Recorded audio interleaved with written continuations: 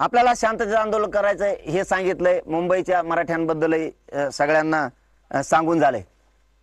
एक शेवटचा मंत्र आता मराठ्यांसाठी, अस्सल जातवान मराठ्यांनी, खानदानी मराठ्यांनी घरी नाही बसायचं।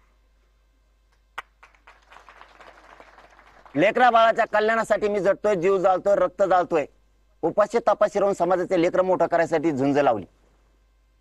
तुम्ही घरात झोपून तुमच्याच लेकरा बाळाच्या शापशिवाय अंगावर घेऊ नका।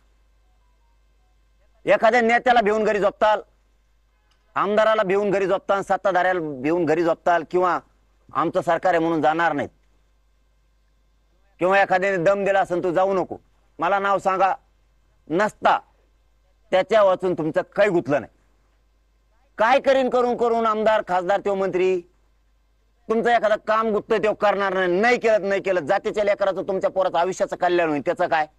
चंद्रसूर्य आहे तोपर्यंत आरक्षण आहे तुमच्या लेकरात, त्याचं काय? आपलं कामच काय गुततं त्याच्यापेशी? एखादबार दवाखाना नाही तर पोलीस स्टेशनला भांडणं झाले बांधायचे, तर त्याच्यापेक्षा भांडणच करू नको, बांधायचे काय गुतलं? त्याचा पाय पाडायची काय गरज आहे? कोणी का 10 रुपये तेलमीठ घेऊन देतं का आपल्या संसारात चालवायला? म्हणून त्याच्या वाचून काय गुतलंय? आणि त्याचं ऐकून तुम्ही तुमच्या पोराचं पोरीचं वाटोळं करणार का आता घरात झोपून? त्याच्यामुळे एकाही मराठ्यांनी घरी थांबू नका। आणि अस्सल जातवान मराठी घरी थांबतच नाहीत, मी सांगतो, मला 96 अवलाद घरी झोपतच नसतो।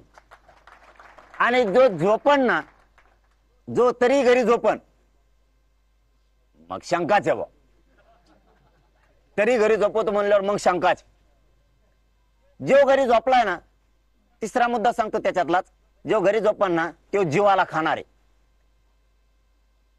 तो जीवाला इतकं खाणार, त्याला अपमान वाटणार आहे। मायाला सगळे मराठी मुंबईला लढायला गेले, मी घरी झोपलो, ते मनालाच खाणार आहे, कारण ते गल्लीत एकटंच हिंडणार आहे, माणसं दिसणार नाहीत, आणि ते म्हणत सगळे गेले मी इथं काय करू, त्याचीच त्याला लाज वाटणार आहे, ते मागून निघणारच।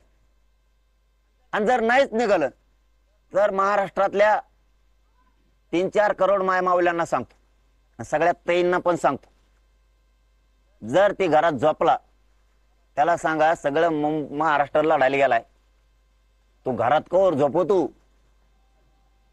होय ना घराच्या बाहेर जाय आणि तिकडे जरा इथं काम करीत नाही, शेतात तिकडं तारफडाना नुसतं खातो कवर आमच्यावर जीवावर बसून।